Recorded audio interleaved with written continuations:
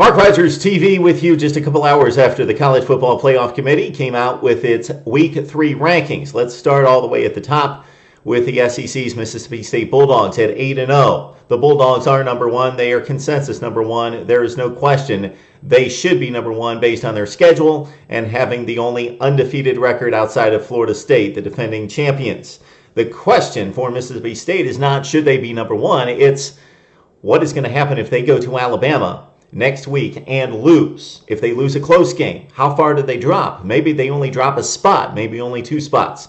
Or if they go to Alabama and they get hammered, let's say it's 31-10, but Mississippi State is still 8-1. They play in the SEC West. They play a loaded schedule within the conference, although they didn't play anybody non-conference. How far would they fall if they get bludgeoned by Bama?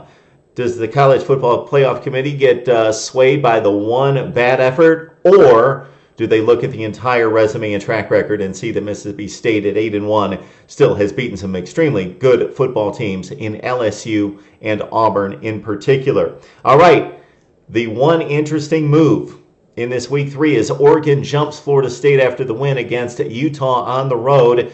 The Utes, a very quality team in the top 25 at the time, and Oregon went out there. It was a close game most of the way at 30-27 in the fourth. The Ducks pull away at 51-27, and the Ducks jump the Seminoles. So the College Football Playoff Committee has answered the question. They will not keep teams that are undefeated ahead of one-loss teams just because they have not lost a game.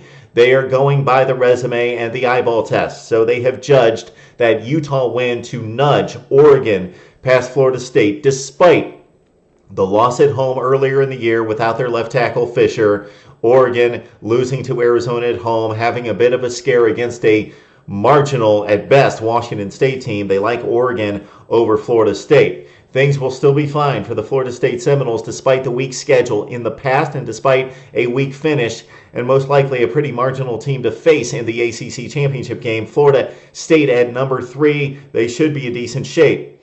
TCU at number 4. Against Kansas State, winning this week, and Alabama at number 5, defeating LSU in Death Valley. That was the question. Who should be number 4? Would it be TCU? Would it be Alabama? Of course, the Crimson Tide, again, went to LSU, and you can look at that victory 2 different ways. Either they lucked out in the last minute and LSU handed it to them with an unsportsmanlike penalty, with bad clock management, with a kick that sailed out of bounds, with a number of issues for LSU in the final minute. Or did Alabama do something that few teams you would think can do, and that's go to LSU and win a night game? So TCU gets the nod this week, but does it really matter? Alabama's destiny is right in front of it. They welcome the number 1 team in college football, Mississippi State, this week. Of course, if they win that, you would expect them to vault TCU. The Horned Frogs have faced their toughest competition, and outside of that Baylor game, they have passed each and every test. Their toughest game left is a date against the Texas Longhorns, who are improving. All right, Arizona State vaults to number 6 from number 9 last week, and I know that the College Football Playoff Committee looks at it from week to week. They don't say, okay, this team was 10 last week and they really were impressive, let's move them up to 7. They completely break it down from the start and go through the entire process from the ground up, from step 1 each and every week. But for Arizona State, if they win the Pac-12 championship, they should be in great shape to get to the College Football Playoff, because that would include a win over Arizona, who is currently at number 14. Impressive win that would be, and also a date with Oregon in the Pac-12 championship game. The big question was Baylor, TCU. That's the debate. Baylor beat TCU at Waco head-to-head by 3 points with the incredible 21-point comeback in the fourth quarter. TCU would have the better record to date with, in terms of not the record, wins and losses, but the better track record or resume with the win over Minnesota non-conference when Baylor didn't play anybody. And also TCU, as we mentioned, has already played all the top teams in the Big 12. Baylor still has a date with Kansas State left on the books. But the impressive win over Oklahoma by 34 vaults Baylor all the way to number 7. And over the winner of the Ohio State-Michigan State game, where the committee has possibly put itself into a corner, is the initial decision to place TCU based on track record and non-conference win, and having played the Big 12 Toughies earlier than Baylor, they chose TCU over Baylor despite the Bears' head-to-head win. So they've kind of boxed themselves in. So if TCU wins out, at what point does Baylor jump TCU? Because they already beat them, so they should already have the head-to-head. These two teams are going to be extremely comparable. They play in the same conference, and they play in the one conference in college football that has a true system of playing everybody. They've got a true champion. All 10 teams play one another. So they've got a 9-game conference schedule, so you can play these teams against each other and evaluate pretty accurately based on 9 of 12 games. That's a pretty good sample size, Baylor versus TCU, and right now it's the Horned Frogs at number 4, Baylor at 7. The Buckeyes, very impressive on the road against Michigan State. They move to number 8. Will they have enough left on the schedule with Minnesota, a decent team at 7-2, but then Indiana, Michigan. Ohio State really needs Nebraska to win out, finish with 1 loss, be an 11-1 football team for Ohio State to beat in the Big Ten Championship, and hope that Nebraska is probably in that 10 range once they meet the Huskers in Indianapolis. Interesting to note, Auburn at 9, Ole Miss at 10. Let's take the Auburn Tigers. We thought that they were eliminated last week against Texas A&M, and they probably were. But let's take into consideration, Oregon, Arizona State play in the Pac-12 championship game. One's gone. Okay. TCU, they're probably home free. Their toughest game is Texas. Let's say Mississippi State beats Bama, or let's just go head-to-head. Auburn beats Bama for Bama's second loss. Bama's out. That's 2. They move up 2 spots. Let's say Ohio State loses the Big Ten championship game to Nebraska or Wisconsin. That's 3 out of the way.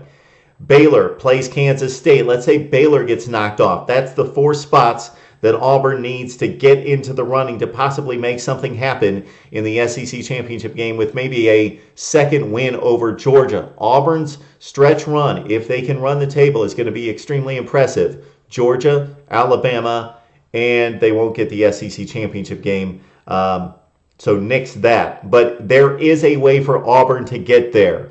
Especially consider, let's say Arizona State loses to Arizona, but they turn around and win the Pac-12 championship game over Oregon, or vice versa. Oregon stumbles but wins the Pac-12 championship. That's going to knock out both Oregon and Arizona State.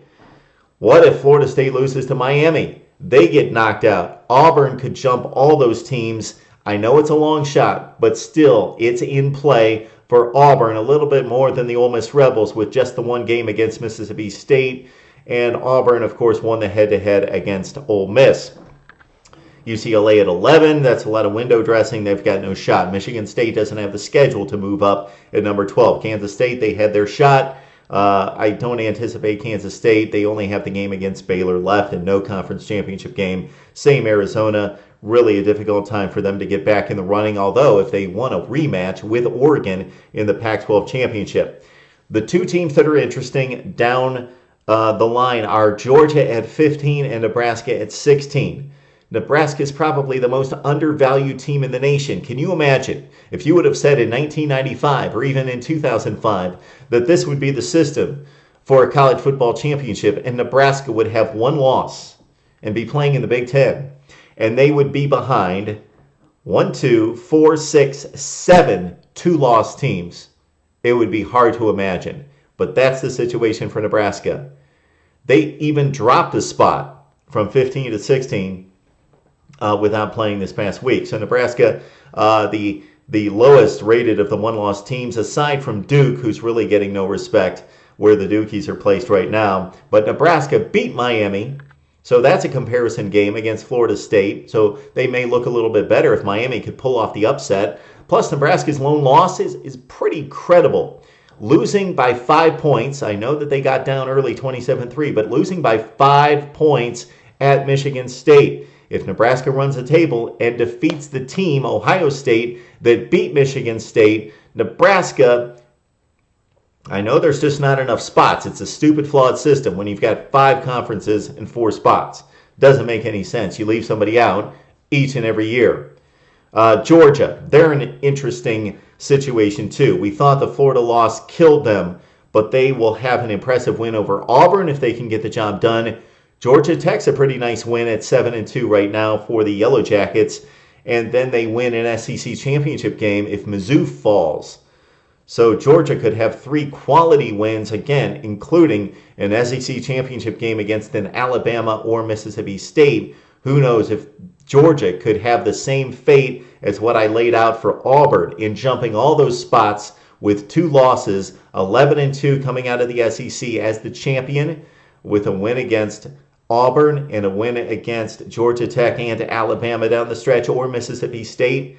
It would be interesting to see what the committee would do with the Georgia Bulldogs or a 1-loss Mississippi State team that did not make it to Atlanta to the SEC championship game, thus did not win the SEC crown. All right, there it is. That's our take on it right now. Of course, the big games this weekend include a Mississippi State, Alabama in Tuscaloosa. That's huge, as well as Florida State, Miami, and Ohio State taking on Minnesota. The Gophers could ruin the Buckeyes' chances. Minnesota or Ohio State needs a statement win, and that pretty much runs it through when we go Mississippi State 1 and Nebraska 16. Those are the 16 we feel that have any hope in this thing of making the college football playoff. Need to hear from you now, right here on Mark Rogers TV.